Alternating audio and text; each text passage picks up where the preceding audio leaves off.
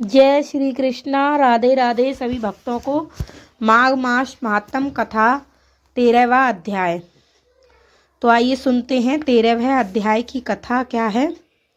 विकुंडल कहने लगा कि तुम्हारे वचनों से मेरा चित्त अति प्रसन्न हुआ है, क्योंकि सज्जनों के वचन सदैव गंगा जल के सदृश पापों का नाश करने वाले होते हैं। उपकार करना तथा प्रिय बोलना सज्जनों का स्वभाव ही होता है। जैसे अमृत मंडल चंद्रमा को भी ठंडा कर देता है, अब कृपा करके यह भी बतलाइए कि किस प्रकार मेरे भाई का भी नरक से उद्धार हो सकता है।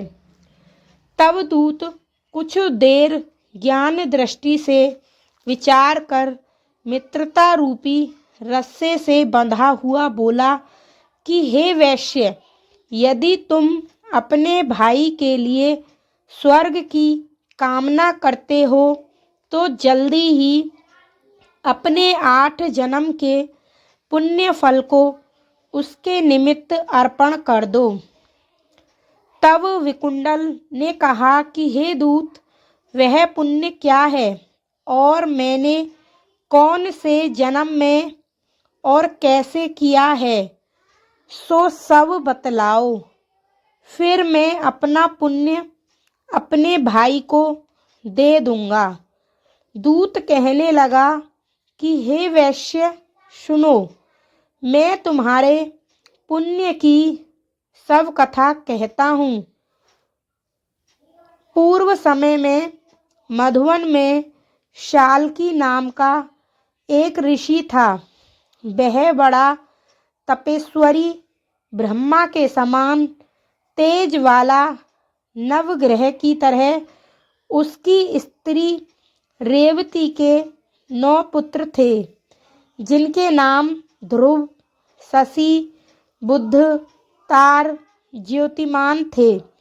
इन 5 ने गृहस्थाश्रम धारण किया तथा निर्मोह, जितमाय, ध्याननिष्ठ और गुणातग यह चारों संन्यास ग्रहण कर वन में रहने लगे।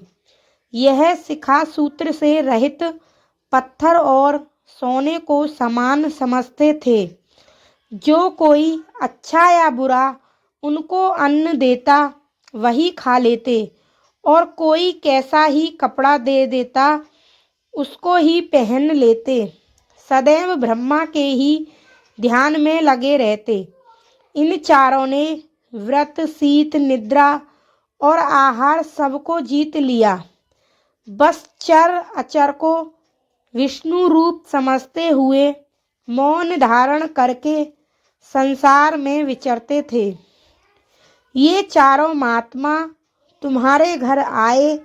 जब तुमने मध्याह्न के समय भूखे प्यासे इनको आंगन में देखा तो तुमने गदगद कंठ से आंखों में आंसू भरकर इनको नमस्कार करके इनका बड़ा आदर सत्कार किया।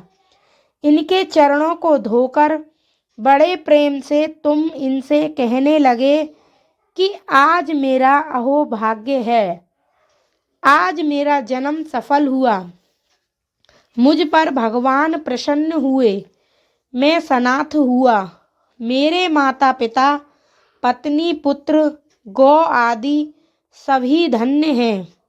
जो आज मैंने हरि के सदृश आपके दर्शन किए, सो हे वैश्य, इस प्रकार तुमने श्रद्धा से उनका पूजन किया और चरण धोकर जल को मस्तक से लगाया। फिर विधि पूर्वक इनका पूजन करके तुमने इन सन्यासियों को भोजन कराया। इन सन्यासियों ने भोजन करके रात को तुम्हारे घर में विश्राम किया और ब्रह्मा के ध्यान में लीन हो गए। इन सन्यासियों के सत्कार से जो पुण्य तुमको मिला, सो मैं भी कहने में असमर्थ हूँ, क्योंकि सब भूतों में प्राणी श्रेष्ठ है। प्राणियों में बुद्धि वालों में मनुष्य, मनुष्यों में ब्राह्मण, विद्वानों में पुण्यात्मा और पुण्यात्माओं में ब्रह्मज्ञानी सर्वश्रेष्ठ है।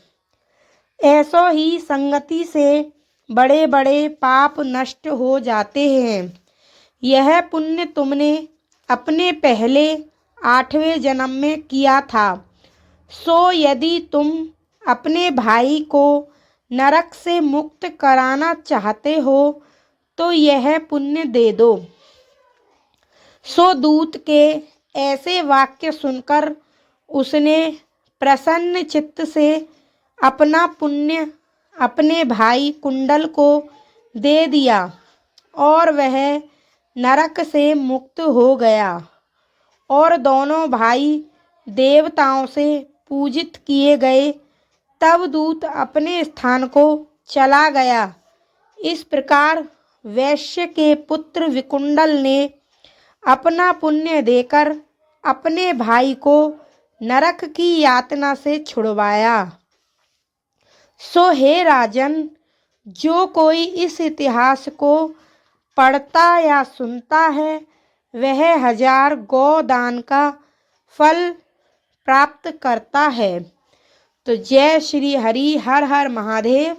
तो 13वां अध्याय समाप्त। तो ऐसे ही मेरे चैनल पर बने रहें। धन्यवाद।